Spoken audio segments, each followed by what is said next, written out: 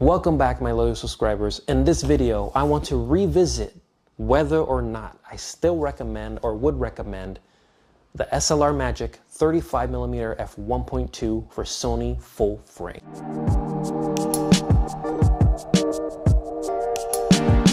If you've seen my previous video, I reviewed this lens and I had to look it up about 4 years ago. And 4 years ago, the lens landscape was completely different. And I mean, it's kind of cool to see that and look back and just notice how much has changed in terms of cameras that we've seen and lenses that we've seen. Every single year has just been a crazy jump for photography and videography. So I think that's really cool to acknowledge, first of all, but also let's get back to this lens and let me tell you my thoughts. So when I first reviewed this lens, 35 was not a lens, a focal length that I wanted to have as my priority. It's not my main lens. I typically like to have the 51.2 or a telephoto, you know what I mean? Like 35 I do enjoy and I appreciate, but at that time I didn't really think it was like a priority lens for me. So when I was looking into 35s, I was like, you know what 35 is out there that I don't need to spend so much money on, but has a decent aperture and is compact. So those are a lot of things that we want, but they don't always translate because one, they are very expensive, or two, that means you're getting a big lens because you want the bigger aperture. This was before the 35 1.4 G Master from Sony, and this was around the time the 35 1.2 from Sigma had been released, which is a great lens and I did get to use and enjoy, but it is huge. So I was very curious and I found this little Cine lens 35 1.2 for Sony full frame, which a lot of people were asking me when I first made this video, is it for full frame? And yes, this is for full frame because I know there's a lot of 35.95s or 1.2s or whatnot, and those are APS-C, but this is actually for full frame. So I was like, I will take another look at it because I want to see it with fresh eyes now that we have all these other options, and I have used the 35 G Master, the Sigma 35 1.2, and so on, 35 1.8. There's just so many 35s. So where does this manually focusing 35 1.2 land today at the price point that it's at? It's at $270, $280, which is on the more affordable side. So where does it land? It is, first of all, let's get this out of the way. In fact, it's not really sharp at all, unless you're shooting it at a very specific distance. And what I mean by that is the portrait distance. If you are at the minimum focusing distance, very muddy. If you're shooting at infinity, also very muddy. So this lens is very picky in that sense because you have to have your subject or what you're photographing or video or recording be in that middle ground. Now, 35, very useful focal length. So in terms of that, I have enjoyed giving it another look and taking some pictures and video with it again.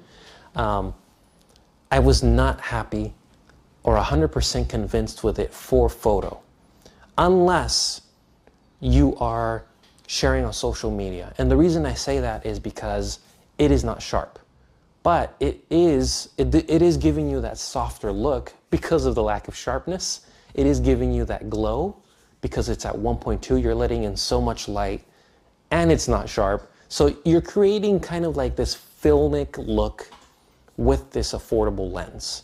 And if you're sharing to social media, this is more passable. Or unless that's just the styling you're going after, then yes, I would say this lens could be for you. But that leads me to the second point, which is the focusing. Now, I have nothing against manually focusing. I've done a lot of that in my photography experience. It is all metal, so that's a good thing. It is a solid build, but because it is all metal, it is pretty dampened. So it's not a lens that you would be able to pull out of your bag with your camera and suddenly photograph something and react to it, because it would actually take you quite a bit of turning to get to where you want to be. And that is if you nail where you need to be, because even with focus peaking, I found 35-1.2 at the closer ranges was difficult to focus on. But overall, as you'll see in my sample photos, I did get some pretty decent photos that have good bokeh, good separation. You will notice if you pixel peep a little bit that it isn't sharp, like I said, and you will get a little bit of muddiness here and there in the bokeh.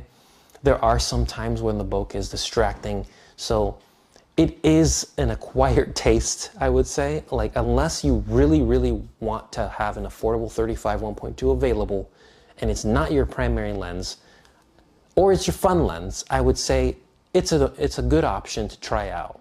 But try out is the emphasis, because you may or may not like it in the end.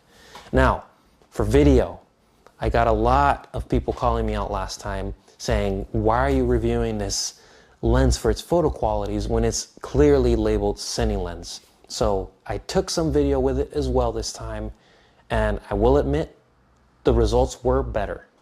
Like I said, the qualities of less sharpness with more like halation or highlights being like that glow effect, for video, that is much more desirable. So I would say it is a more decent option for video versus photo. Although when I showed my mom some pictures I took of her, she did like it. And I mean, some people might just like that look. But for video, I did say it was decent, and I got some pretty good video shot. I got some B-roll of the mountain lake area that I love to walk at. Just some scenic shots to show you how the separation would look. Shooting it at 1.2, shooting it at 2.8. I think I took it up to f4 at some point. I just wanted to see how it performed, what colors am I getting, that sort of thing. And I did shoot with the A7C II, so I did apply my LUT colors on it. So judge more of like the sharpness and the glow quality, not so much the colors, because you could change the colors yourself. So overall, do I still recommend or would recommend this lens? I would say for those of you who are experimenting or very new to photo or video, I would say give it a shot. It's not going to be like your number one priority lens to have if you're looking for a 35, but I think it's a fun 35 to try out because it's a 1.2, and there's very few options giving you a 35 1.2, like Voigtlander costing like around 800 or more, or like the Sigma Art autofocus, which is like 1100 to 1400, around there. This is at 270, and I think you can find it for even less used. So I'd say it's worth experimenting with it, and then if you don't like it, it's not a deal breaker, you know, because it's not as expensive. It's easier to just return or sell later on. But I would say it's only for that category, unless you really, really are going for that look, less sharpness, a lot of glow without using any filters, basically. It's all integrated already, and you don't mind the dampened, a little bit more difficult to turn focus ring, then I'd say try it.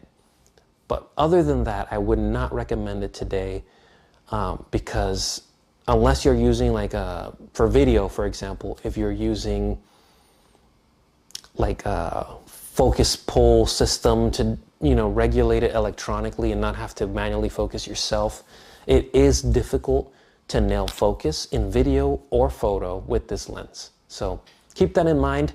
I know you'll probably see sales here and there from B&H or wherever you buy your lenses, and sometimes it is attractive to go try it out, but overall it's an okay lens. So I hope you enjoyed this video, and if you have experience with it, go ahead and comment below. Let me know what your thoughts have been. Thanks.